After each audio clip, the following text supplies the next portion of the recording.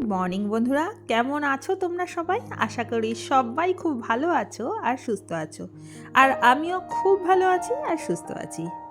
আজ বুধবার আর এখন বাজে সকাল 6:45। এখন থেকে তোমাদেরকে সাথে নিয়ে এবং তোমাদেরকে অফুরন্ত ভালোবাসা জানিয়ে আমি আমার ব্লগটা শুরু করলাম। আমাকে দেখে তোমাদের মনে হচ্ছে যে কলকাতায় হয়তো খুব ঠান্ডা পড়ে গেছে, কিন্তু আদৌ কলকাতায় ঠান্ডা পড়েনি। আমি শুধুই ওই সোয়েটার মাফলার জড়িয়ে রয়েছি। এখানে ঠান্ডার কোনো লেশমাত্র নেই। একদমই বেশ গরম, একদম না বেশ গরম আছে। রাত্রিবেলা করে আমার তো প্রচণ্ড গরম লেগে যাচ্ছে, কিন্তু তবুও আমি সকালবেলা দেখো এরকম মাথার মধ্যে একটা বড় মাফলার চাপিয়ে বসে আছি। কি বলতো, কদিন ধরে না আমার দাঁতের যে মাড়ি সেটা না প্রচণ্ড পরিমাণে ফুলেছে। আমি ঠিক কথা বলতে পারছি না, আর দাঁতটা তার সাথে ব্যথা করছে। মানে ঠান্ডা থেকেই হয়তো হয়েছে। তাই ভাবলাম যে এত সকালে উঠেছি, একটু মাথাটা কিছু চাপিয়ে রাখি। আর বিশেষ করে গালের সাইডটা আর কি চাপানোর জন্যই, মানে একটু গরম গরম যাতে লাগে সেই জন্যই আমি এরকম করে মাফলার পরে রয়েছি। যদিও কাজ করতে করতে তারপর প্রচণ্ড গরম লেগে যাবে, সেটা খুলেও ফেলবো। আর সকালে দেখো এসে গেছি একদম রান্নাঘর পরিষ্কার করতে। তার আগে ঘুম থেকে বেশ অনেকটা সকালে উঠেছি, প্রায় 5:30 নাগাদ উঠেছি। অ্যাকচুয়ালি আমার হাজব্যান্ড আজকে গেল দক্ষিণেশ্বরের মন্দিরে, কিছুই না, ঠাকুর দর্শন করতে গেছে। ওর মাঝে মাঝে ইচ্ছা হয় মন্দির মানে দক্ষিণেশ্বরে যাওয়ার, ও মাঝে মাঝে চলে যায় এরকম করে সকালবেলা। তা ও যখন বেরোবে তার আগে ভাবলাম যে একটু বাসি ঘরটা পরিষ্কার করে দিই। তা সেই পরিষ্কার করেই একেবারে ভাবলাম যে না, আর শোবো না, একেবারে নিজের কাজগুলোই টুকটুক করে করতে থাকি। তা ঘর ঠর ঝাড় দেওয়া হয়ে গেছে, বাইরে জল ঢলও দেওয়া হয়ে গেছে। তারপরে কি করেছি, একেবারে জামা কাপড়ও কেচে নিয়েছি। হাত মুখ ধোয়ার আগে আমি একটু জামা কাপড়ও কেচে নিয়েছি। প্রচুর জামা কাপড় জমেছিল।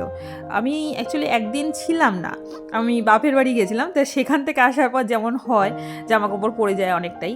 তা জামা কাপড় কেচে এবার রান্নাঘরে চলে এসেছি। আর এখানে দেখো ফ্রিজ থেকে আমি সমস্ত সবজি টবজি এবার বার করে রেখে দিলাম।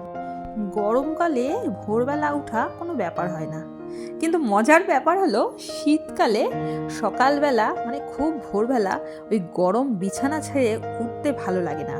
কিন্তু নিজেদের সংসারকে সুন্দর করে সাজিয়ে গুছিয়ে সময়ের মধ্যে কাজ শেষ করে যদি নিজেদের জন্য একটু সময় বের করতে চাও, তাহলে কিন্তু ভোরবেলা উঠতেই হবে। আর ভোরবেলা ওঠাটা কিন্তু সবার জন্যই খুব ভালো। আমরা একটু যদি নিজেরাই নিজেদেরকে মোটিভেট করি, তাহলে কিন্তু আমরা ভোরবেলা উঠতে পারবো। আর এই ভোরবেলায় ওঠা সেটা কিন্তু একদিনে হবে না, প্রতিদিন একটু একটু করে চেষ্টা করতে হবে। সেই চেষ্টা করলেই হলো, করতে করতেই দেখবে একদিন না একদিন ঠিক আমরা সকালে উঠতে পারবো, এবং সকালবেলা উঠে যে সকালের সুন্দর পরিবেশটা সেটা উপভোগ করতে পারবো। আমি না সকালবেলা উঠে খুব ছাদে যাই। যখন যদিও জামা কাপড় কাচাকুচি থাকলে সেদিন তো ছাদে আমাকে এমনিও যেতে হবে। আর যদি দেখি জামা কাপড় কাচা নেই, এমনি যেতে পারবো না, তাহলে এমনি 5 মিনিটের জন্য আমি ছাদে চলে যাই। ওই যে সকালে সূর্যটা ওঠা আর তার যে একটা সুন্দর কালার, এটা আমার খুব ভালো লাগে। আর চারিদিকের পরিবেশ তো আমার দারুণ লাগে। আগে যখন অল্প বয়স ছিলাম তখন একটু বাইরে চলে যেতাম বাবা মায়ের সাথে মর্নিং ওয়াক করতে, কিন্তু এখন সংসারের কাজের চাপে আর বাইরে যাওয়া হয় না। যাই হোক, এই ওঠাটা আমাদের চেষ্টা চালিয়ে যেতে হবে।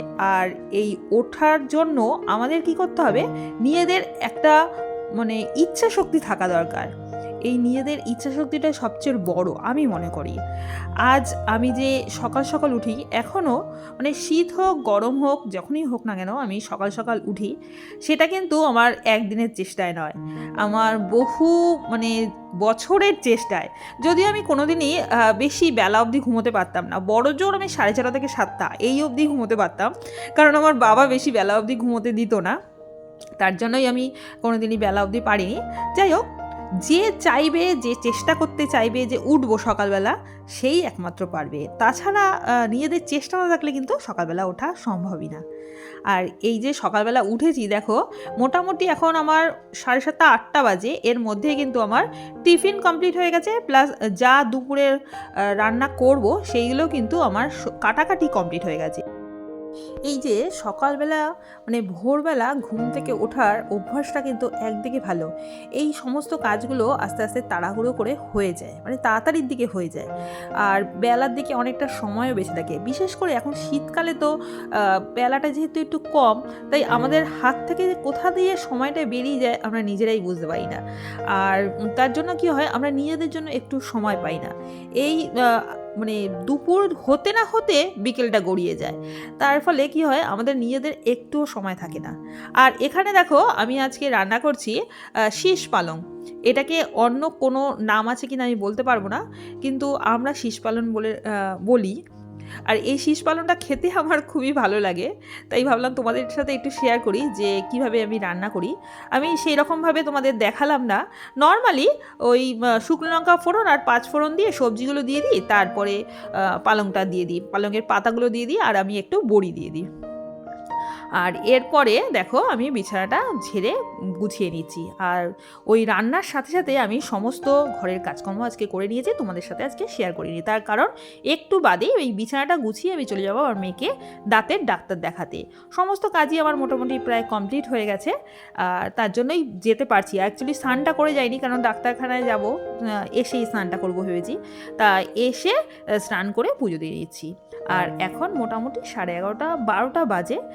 যেহেতু দাঁতের ডাক্তারের কাছে গেছি, সেখানে একটু টাইমটা লেগেছে। তা বন্ধুরা, আজকের মতো তাহলে ভিডিওটা আমি এখানেই শেষ করলাম। আর যদি ভালো লেগে থাকে তাহলে প্লিজ একটা লাইক করো, কমেন্ট করো আর সাবস্ক্রাইব করে দিও। আমার পুরনো বন্ধুরা যারা অনেক দিন ধরেই আমার সাথে সহযোগিতা করছো আমার ভিডিওগুলো ওয়াচ করে, তাদেরকে জানাই অসংখ্য অসংখ্য ধন্যবাদ।